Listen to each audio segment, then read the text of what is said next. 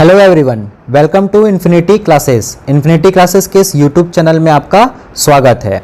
जैसा कि आपको पता है कि हम इन्वायरमेंट इन इट्स कंपोनेंट की पूरी लेक्चर सीरीज लेके आए हैं और पिछले लेक्चर सीरीज में आपने इसके बेसिक चीज़ों को देखा, जिसमें हमने पर्यावरण और पारिस्थितिकी की परिभाषा और उसके मूल तत्वों के बारे में जाना।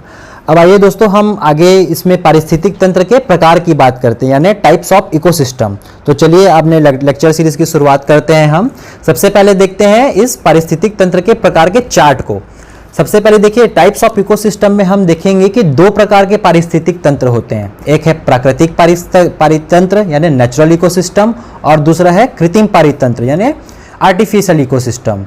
तो सबसे पहले प्राकृतिक पारितंत्र के घटक देख लेते हैं। प्राकृतिक पारितंत्र के दो घटक होते हैं। पहला है स्थलीय पारितंत्र यानी टेरेस्ट्रियल इकोसिस्टम, और दूसरा होता है जलीय पारितंत्र यानी एक्वेटिक इकोसिस्टम। उसी प्रकार कृत्रिम पारितंत्र में भी तीन रूप देखे जा सकते हैं। एक होता है फसल क्षेत्र, जो खेतों में आपको देखने को मिलता है, जहाँ फसलें उगाई जाती हैं, उस पारितंत्र को फसल क्षेत्र पारितंत्र कहते हैं। दूसरा है उद्यान, जहां आपको उद्यान देखने को मिलते हैं, वह उद्यान पारितंत्र कहलाता है। और तीसरा, घरों पर पाए जाने वाले एक्वेरियम भी कृत्रिम पारितंत्र के उदाहरण आते हैं। इसके बारे में ये इतने ज़्यादा महत्वपूर्ण नहीं है कृत्रिम पारितंत्र के। सबसे पहले हम इसमें देखेंगे प्राकृतिक पारितंत्र के स्थलीय और जलीय पारितंत्र के बारे में। तो सबसे पहले देखिए स्थलीय पारितंत्र, टेरेस्ट्रियल इकोसिस्टम में क्या क्या आते हैं। पहला है इसका वन पारितंत्र, फॉरेस्ट इकोसिस्टम। दूसरा है इसका घास पारितंत्र, ग्रॉसलैंड इकोसिस्टम। तीसरा है इसका मरुस्थलीय पारितंत्र, डेजर्ट इकोसिस्टम। और चौथा है इसका टुंड्रा पारितंत्र। अब हम वन पारितंत्र में देखते हैं। वन पारितंत्र को भी तीन घटकों में बांटा जाता है, तीन प्रकार में वर्गीकृत किया जाता है। पहला है उष्णकटिबंधीय वन यानी टॉरिड फॉरेस्ट। दूसरा है शीतोष्ण कटिबंधीय वन, टेम्परेट फॉरेस्ट। तीसरा है टैगा या शंकुधारी वन, जिसे कॉनिफेरस फॉरेस्ट भी कहा जाता है। उसी प्रकार घास पारितंत्र में हमें दो प्रकार देखने को मिलते हैं। एक है उष्णकटिबंधीय घास स्थल यानी टॉरिड ग्रासलैंड, और दूसरा है शीतोष्ण कटिबंधीय घास स्थल यानी टेम्परेट ग्रासलैंड। आइए अब हम इसमें देखते हैं जलीय पारितंत्र के बारे में। जलीय पारितंत्र को भी इसके पानी के आधार पर दो भागों में बांटा जाता है। पहला एक समुद्री जल जो लवणीय जल होता है, और एक है ताजा पानी जो फ्रेश वाटर होता है। इसमें भी हम सबसे पहले समुद्री जल के उदाहरण देखते हैं। समुद्री जल पारितंत्र में हमको पहला देखने को मिलेगा समुद्री पारितंत्र यानी मैरीन इकोसिस्टम। दूसरा है हमको प्रवाल भित्ति पारितंत्र, जिसे कोरल रीफ इकोसिस्टम भी कहा जाता है। और तीसरा प्रकार है इसका तटीय पारितंत्र, जिसे एस्चुरी भी कहते हैं। आप लोगों ने देखा होगा कि भारत में पश्चिम दिशा में बहने वाली नदियां वैसे तो बहुत कम संख्या में है, लेकिन जो भी नदियां पश्चिम दिशा में जाकर अरब सागर की खाड़ी में मिलती हैं, वे अपने मुहाने पर एस्चुरी का निर्माण करती हैं। तो उस मुहाने पर जिस पारितंत्र का निर्माण होता है उसे तटीय पारितंत्र कहा जाता है। इसी प्रकार हम देखेंगे ताजे पानी के पारितंत्र के बारे में। तो ताजे पानी के भी दो पारितंत्र होते हैं, एक रुका हुआ और दूसरा गतिशील, लैंटिक और लॉटिक। तो रुके हुए पानी के पारितंत्र कहलाएंगे हमारे झील, तालाब, दलदली क्षेत्र या कीचड़ युक्त क्षेत्र। उसी प्रकार गतिशील पानी के पारितंत्र के उदाहरण है नदी एवं झरने। और दोस्तों, समुद्री जल के द्वारा भी और ताजे पानी के जल के द्वारा भी एक पारितंत्र का निर्माण होता है, जिसे आर्द्र भूमि पारितंत्र कहते हैं, जो वेटलैंड इकोसिस्टम कहलाता है। आइए अब हमको इनको थोड़ा विस्तार से जानते हैं। सबसे पहले हम देखते हैं प्राकृतिक पारितंत्र के बारे में, नेचुरल इकोसिस्टम। तो नेचुरल इकोसिस्टम का सबसे पहला है स्थलीय पारितंत्र यानी टेरेस्ट्रियल इकोसिस्टम। टेरेस्ट्रियल इकोसिस्टम में हम देखेंगे सबसे पहले वन पारितंत्र को, फॉरेस्ट इकोसिस्टम को। तो वन पारितंत्र के लिए तापमान, आर्द्रता और मृदा अनिवार्य तत्व है। दोस्तों, आपने पिछली लेक्चर क्लासेस में भी मैंने आपको बताया था कि तापमान, आर्द्रता और मृदा, जो कि पारिस्थितिक तंत्र के अजैविक घटक हैं, यह वनस्पतियों के बढ़ने में, उनको पोषण प्रदान करने में महत्वपूर्ण स्थान रखते हैं। इसलिए इन तापमान की, आर्द्रता और मृदा इसके लिए अनिवार्य तत्व है, और इनमें पाए जाने वाली विभिन्नता के आधार पर ही वन पारितंत्र में भिन्नताएं आती हैं। इसकी विशेषताओं को देखते हैं। वन पारितंत्र को तीन भागों में विभाजित किया जा सकता है, उष्णकटिबंधीय वन, दूसरा है शीतोष्ण कटिबंधीय वन, तीसरा है शंकुधारी या टैगा वन। इस वन पारितंत्र को जो तीन भागों में विभाजित किया गया है, इसके तीन भागों को समझने से पहले आइए हम मानचित्र पे एक नजर डालते हैं।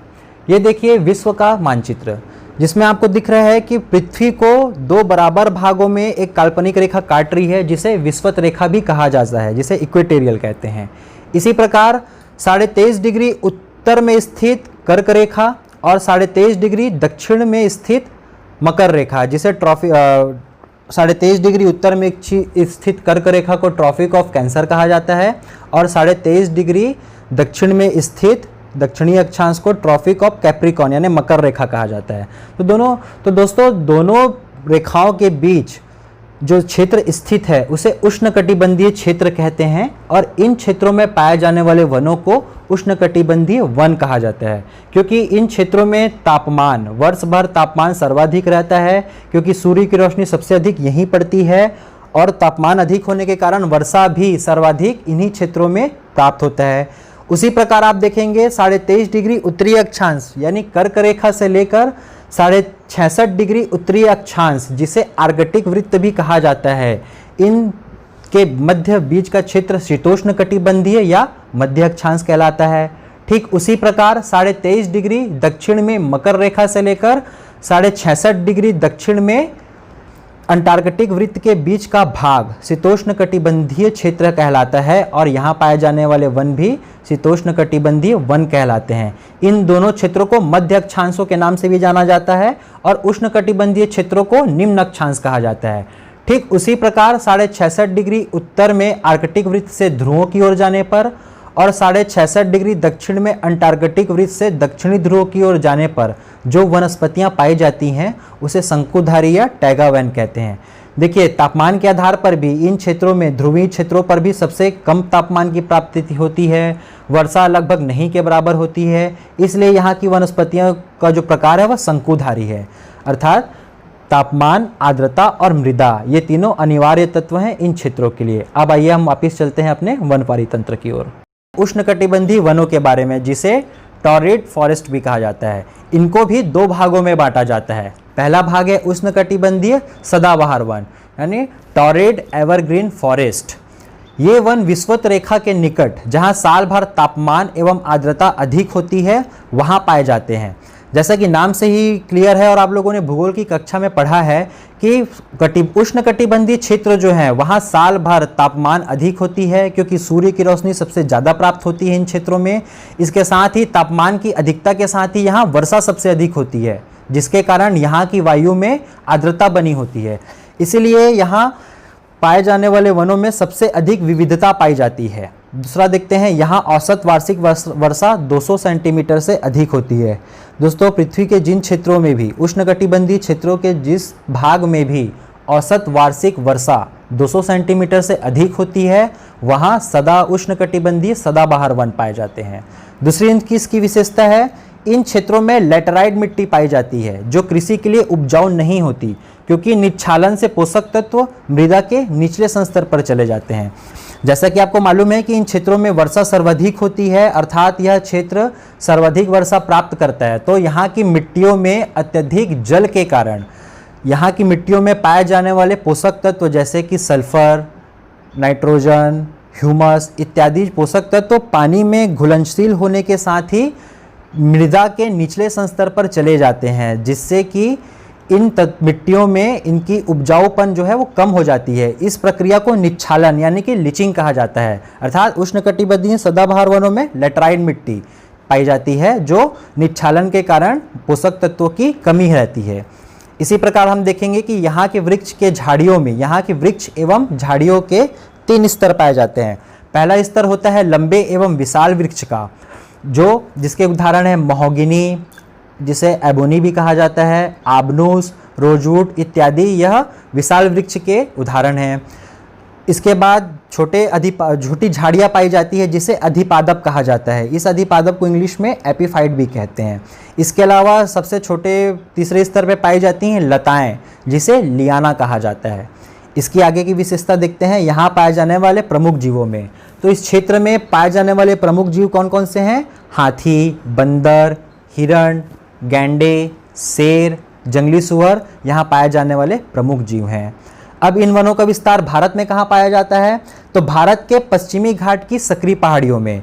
जैसा कि आप लोगों ने पहले भी भूगोल की कक्षाओं में पढ़ा है, पश्चिमी घाट के पश्चिमी भागों में पश्चिम तटीय रेखा पाई जाती है। भारत की पश्चिम तटीय रेखा बोलते हैं इन क्षेत्रों में, तथा पश्चिमी घाट के पश्चिमी क्षेत्र की पहाड़ियों में मिलने वाले वनों को उष्णकटिबंधीय सदाबहार वन कहा जाता है। दोस्तों, आप लोगों को मालूम है कि मानसून का आगमन भी पश्चिमी घाट पे होता है और मानसून सर्वाधिक वर्षा पश्चिमी घाट में ही कराती है, जिससे क्लियर है कि अत्यधिक वर्षा प्राप्त होने के कारण यहाँ सदाबहार वन पाए जाते हैं। इसके अलावा यह वन उत्तर पूर्वी राज्यों में, असम के उत्तरी भागों में, लक्षद्वीप में, अंडमान एंड निकोबार तथा तमिलनाडु के कुछ भागों में भी इस प्रकार के वन पाए जाते हैं। भारत के जिन क्षेत्रों में भी सर्वाधिक वर्षा प्राप्त होती है, लगभग उन क्षेत्रों में उष्णकटिबंधीय सदाबहार वन पाए जाते हैं। अब देखते हैं विश्व में इन वनों का विस्तार।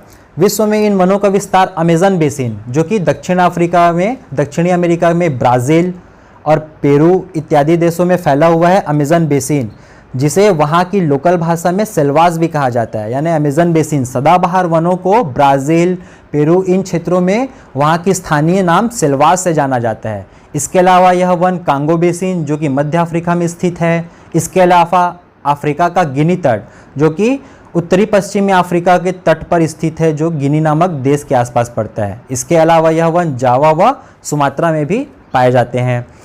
उष्णकटिबंधीय वनों में दूसरा प्रकार है हमारा उष्णकटिबंधीय पर्णपाती वन, जिसे कहते हैं टॉरिड डेसिडुअस फॉरेस्ट। इन वनों को मानसूनी वन भी कहा जाता है। इन वनों की विशेषताएं देखते हैं। ये वन उन क्षेत्रों में विकसित होते हैं जहां औसत वार्षिक वर्षा 100 सेंटीमीटर से 200 सेंटीमीटर के बीच होती है। आपने देखा कि सदाबहार वन वहां पाए जाते हैं जहां औसत वार्षिक वर्षा 200 सेंटीमीटर से अधिक होती है। उसी प्रकार 200 सेंटीमीटर से 100 सेंटीमीटर के बीच वर्षा प्राप्त करने वाले क्षेत्रों में पर्णपाती वन पाए जाते हैं। इस वन के वृक्ष सामान्यतः शुष्क ग्रीष्म ऋतु में अपनी पत्तियां गिरा देते हैं ताकि वाष्पोत्सर्जन कम से कम हो। इस कारण इन वृक्षों को पर्णपाती वन कहा जाता है। जैसे कि दोस्तों आपने देखा है कि गर्मी की शुरुआत में, ग्रीष्म ऋतु के शुरुआत में बहुत सारे वृक्ष अपनी पत्तियों को गिरा देते हैं ताकि उनका वाष्पोत्सर्जन कम से कम हो सके, और इन वृक्षों की इसी खूबी के कारण इन्हें पर्णपाती वन कहा जाता है, क्योंकि पर्णपाती का मतलब ही होता है अपने पत्ते गिरा देना। इनमें पाए जाने वाले प्रमुख वृक्षों के बारे में देखते हैं। इन वनों में साल, शीशम, सागौन, नीम, बांस आदि प्रमुख वृक्ष पाए जाते हैं। अब इन वनों का विस्तार भारत में कहाँ है? तो इन वनों का विस्तार भारत में मध्य प्रदेश, बिहार, झारखंड, उत्तर प्रदेश, उड़ीसा, पश्चिमी घाट के पूर्वी ढालों में, जहां पश्चिमी घाट के पश्चिमी ढालों में सदाबहार वन पाए जाते हैं, उसी प्रकार पश्चिमी घाट के पूर्वी ढालों में पर्णपाती वन पाए जाते हैं। इसके अलावा महाराष्ट्र के कुछ भागों में भी, विदर्भ और मराठवाड़ा जैसे क्षेत्रों के भागों में भी उष्णकटिबंधीय पर्णपाती वन पाए जाते हैं।